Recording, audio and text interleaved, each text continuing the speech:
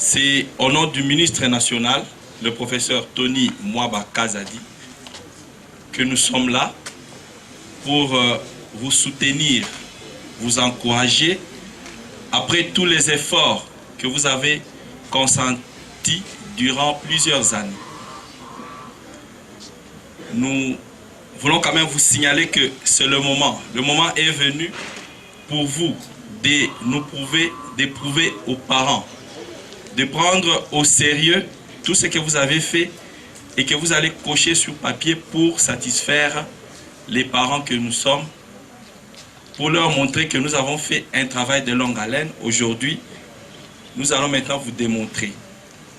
Si aujourd'hui, vous avez des ambitions de devenir, par exemple, conseiller du ministre, c'est ça le moment. Si vous avez des ambitions de remplacer le ministre Tony Mwaba, c'est ça le moment. Qui veut devenir comme le ministre Tony Mwaba? Qui veut le remplacer? Vous voulez remplacer, Excellence, Monsieur le Gouverneur? Bravo, bravo. Ok, je suis content. Et on peut s'entendre, s'il vous plaît. Nous sommes heureux de comprendre que vous avez pris la chose au sérieux. Prenez au sérieux ce que vous allez faire.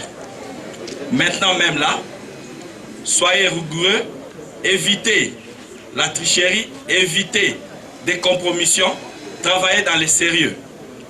C'est au nom du chef de l'État qui a mis la gratuité, qui a voulu que cette gratuité soit profitable à tous nos enfants, à qui nous disons sincèrement merci, et au nom du ministre que nous venons vous souhaiter une très bonne chance. Beaucoup de courage et travaillez dans la discipline. J'ai dit et je vous remercie.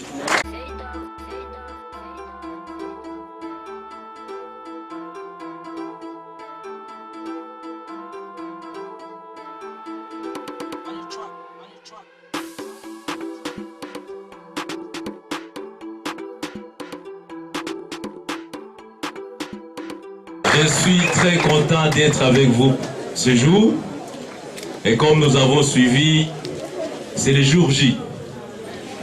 Et avec les dédiés, je suis convaincu que vous allez faire de très bons résultats, n'est-ce pas? Et surtout, vous êtes dans une très bonne école et qui a une grande réputation comme notre province. Alors, applaudissez pour vous-même.